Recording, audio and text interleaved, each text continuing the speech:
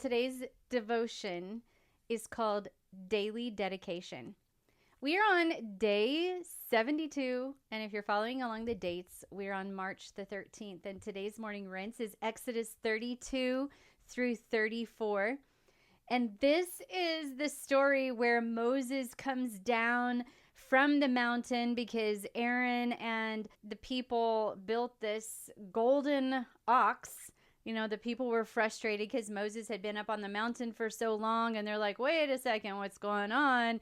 And they convinced Aaron to build this golden ox and claimed that this golden ox was actually the God that brought them out of Egypt. And that's the story that you're going to read about, and then we'll talk about the featured verse after that. Okay, so the featured verse is Exodus 33:13. Now, therefore, I pray you, if I have found favor in your sight, let me know your ways, that I may know you, so that I may find favor in your sight. Consider, too, that this nation is your people.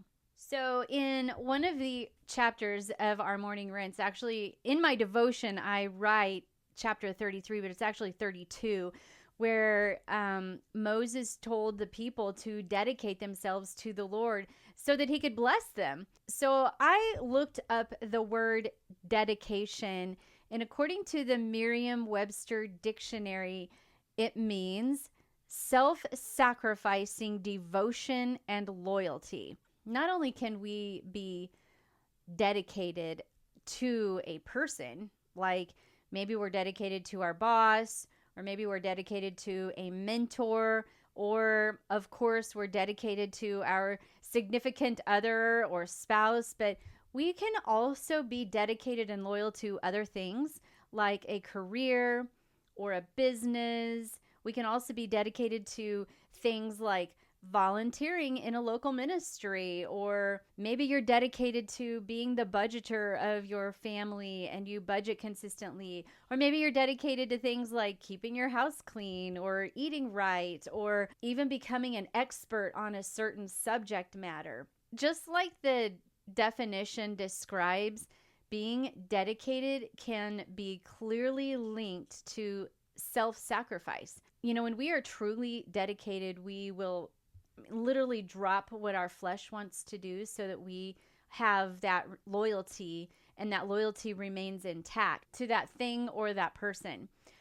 So an example would be to still exercise or be dedicated to exercising despite feeling tired. Or another example could be that we are dedicated to serving our boss with the tasks that we, might absolutely despise doing, but we're dedicated because that is our job and we're loyal to that job. Moses had a dedication to God that certainly sets the bar high. I have this example. It's kind of a really off the wall example, but I work out in the gym every morning, and there's this guy who gets there super early. He's, I think, the first person in the parking lot every day. I'm usually about the fifth or sixth person. My gym opens up at 5 a.m. in the morning, and so I go in the morning and try and be through the doors at 5 a.m. So I get there a few minutes early, whatever. But there's always this black truck that's there, and he parks always in the same place. And when he gets out, he usually gets out, well, not usually, he gets out 2 to 3 minutes before 5 o'clock when they open the doors. He's the first person in line to get inside the doors. And he will, no matter what the weather is like, whether it's raining, whether it's snowing, he is literally the very first person in line every single morning. But what I have noticed is that he is not the first person through the door. He is dedicated, once those doors open, to holding the door open for every single person that's in line waiting to get inside that gym. And he therefore is the last person in line. It's been intriguing to me, and I've wondered who this guy is. Like, he is complete example of dedication to this one small act of service to every single person there.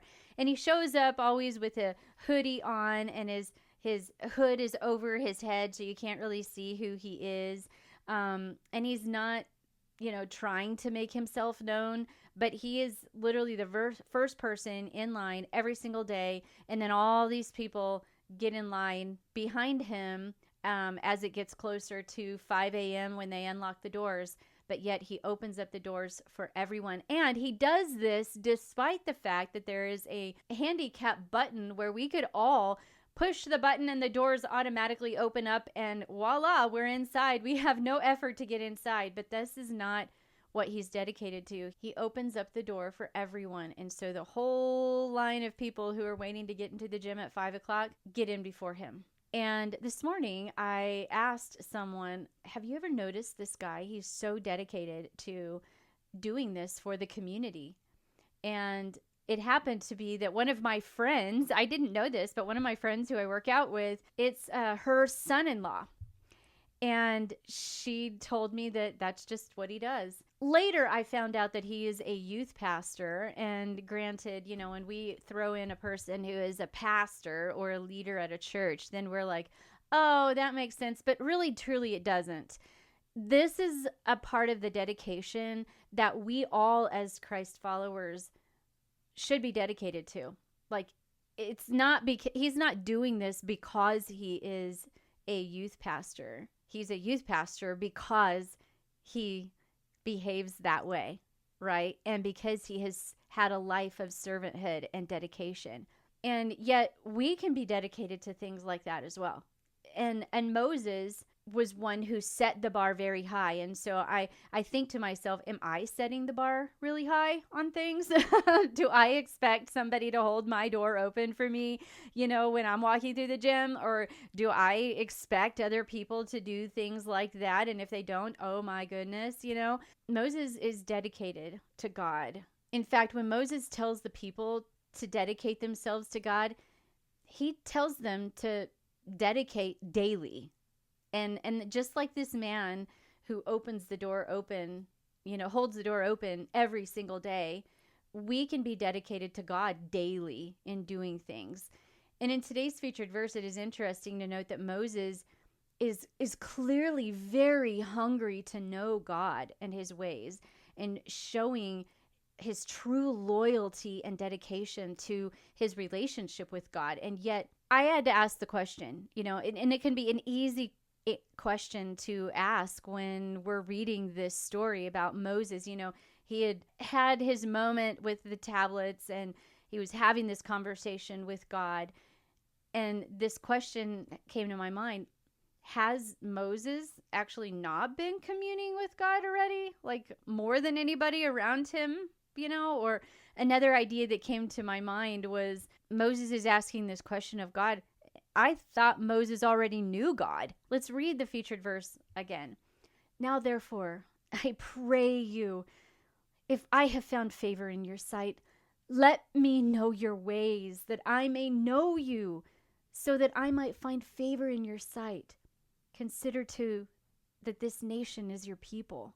Moses was obviously hungry to know God. His hunger shows that even though he dedicated himself daily to God, that this dedication that he had was not ending anytime soon. He was so hungry, asking for more. Moses is even so comfortable in their relationship that he asks for favor upon his life, and he probably asked for favor upon his life multiple times.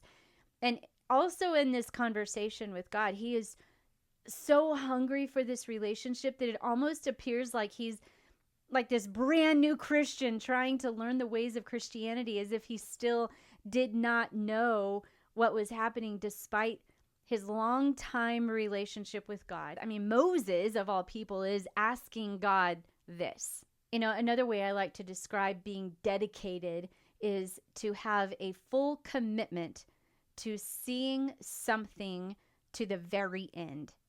When we're dedicated to something or someone, we are in it for the long haul.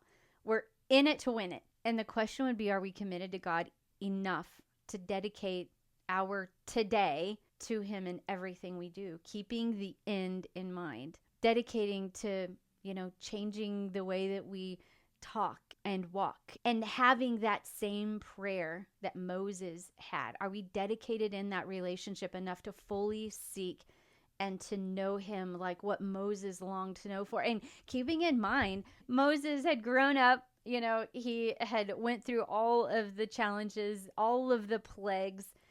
He had got the Israelites out of Egypt. He had sat on the mountain with God. He had gotten the 10 commandments on the tablets. He had gotten the instructions of the tabernacle. He had went through all of this, and he prays to God, if I have found favor in your sight, let me know your ways, that I may know you. I pause to ask the question to myself. I'm a preacher's kid, and I have grown up in the faith and pretty much loved Jesus almost all my life. I feel like I've loved him all my life, but definitely gotten off track a few times. I just am thinking of Moses' life and the bar that he set. He's been in sermons, he's had books written, he's been referenced in scripture multiple times, he's written books. He's gone through all these things, and yet he prays this prayer. I pray that I have found favor in your sight. Let me know your ways, that I may know you, so that I might find favor in your sight. All of that is just so deep that Moses would be so dedicated and yet acknowledging that he needs to know God more, that he's asking God to know him more, that he's asking God for more favor, that he's asking God to help him know him more. And if Moses has this type of prayer, shouldn't we as well? We are made to just be fascinated by God. I think that we were created to be fascinated by him. And it's a daily thing. It's an everyday, daily thing. So today's challenge to dig deeper is this. When we dedicate our today to God, we are showing him that he is important in the now. So many times we focus on the futuristic things and needing him in the future for maybe that future, job promotion that we're wanting. But when we dedicate our today to God, we're showing him that he's important in the now versus only needing him when we have something that's coming up that's concerning to us. Talking to him throughout the day today and asking him to help you dedicate everything to him daily is so vital.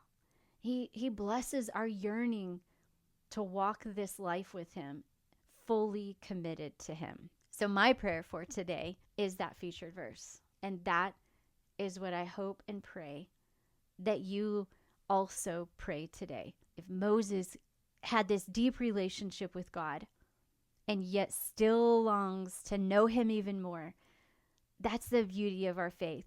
We think that we know him and we have it all, yes, I'm doing great. And then all of a sudden we read this story of Moses, and I talk about Moses's anger, and in this moment, God burned, not in this moment, but in our morning rinse, once again, God burned in anger towards the Israelites. And Moses was like, hey, don't, you made this promise of all the Israelites, getting into the promised land. And God was so mad at them. He was so mad. And yet Moses' relationship with God was to say, can I change your mind, God? And that's a whole nother thing. But Moses, he yearned for God. And that's what I hope and I pray that you guys also continue to yearn for him and realize that we too can pray prayers like that I may know you even more, God. So in your evening reflection tonight, when you're pulling out your journal, write down what your day was like today with this specific prayer in mind. Was there something that you dedicated to him that was kind of different? Or maybe even just acknowledged, wow, God, getting to know you has allowed me to see that I'm doing great in my walk with you, and yet I want to know you more, and I'm dedicating this to you today. It's so cool to just have moments and days like this. So I hope that today's podcast encouraged you. Tomorrow, we'll start with the scripture verses where the tabernacle construction starts and all the things about that. So until tomorrow, keep rinsing, reflecting, and repeating. God bless you.